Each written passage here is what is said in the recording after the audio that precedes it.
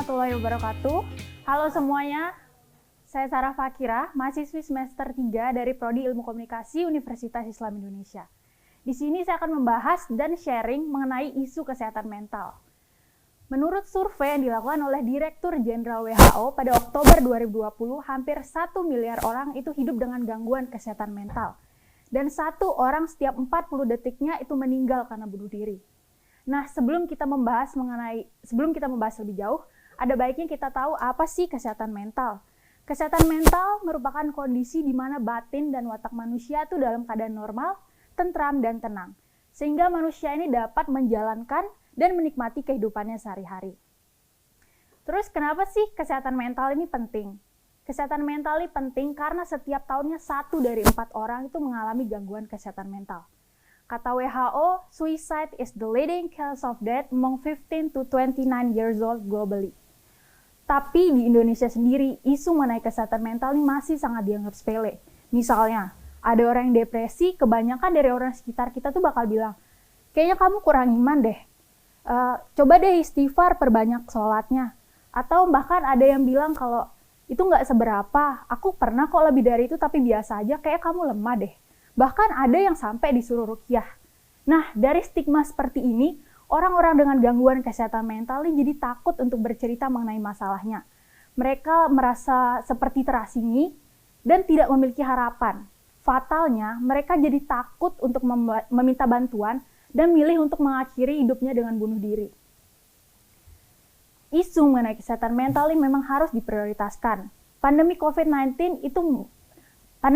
ini berdampak pada berbagai aspek seperti kondisi ekonomi global, tingkat kemiskinan,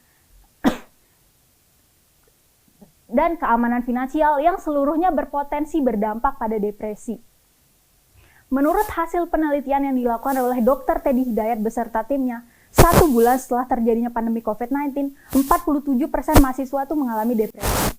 Nah, dari kondisi yang seperti ini, isu mengenai kesehatan mental memang harus kita prioritaskan. Karena seperti yang kita tahu, mencegah itu lebih baik daripada mengobati.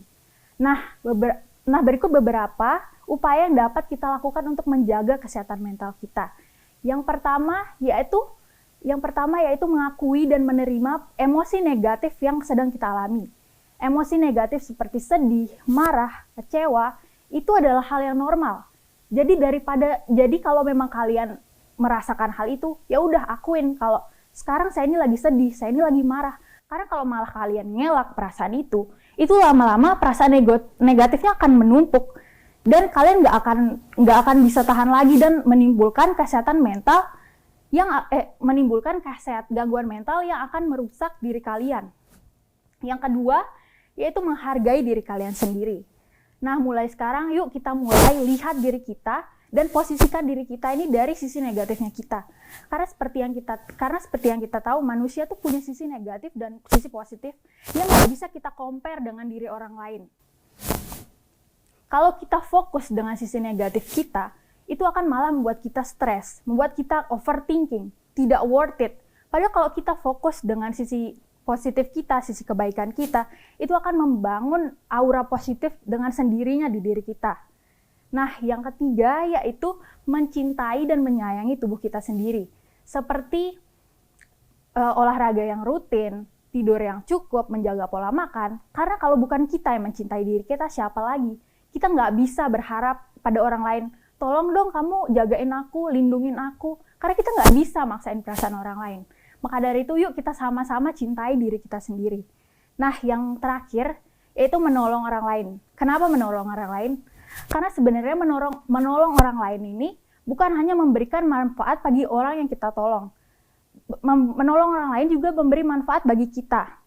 Karena dengan melakukan kegiatan sukarela seperti beramal dan lain-lain, itu akan membuat kita merasa lebih baik dan akan membuat kita merasa lebih berguna.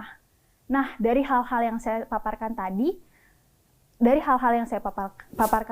itu adalah cara untuk menjaga kesehatan mental. Maka dari itu yuk kita sama-sama cegah kesehatan mental ini mulai dari diri kita sendiri, mulai dari hal-hal kecil seperti apa yang saya sebutkan tadi. Akhir kata saya Sarah Fakira, Assalamualaikum warahmatullahi wabarakatuh.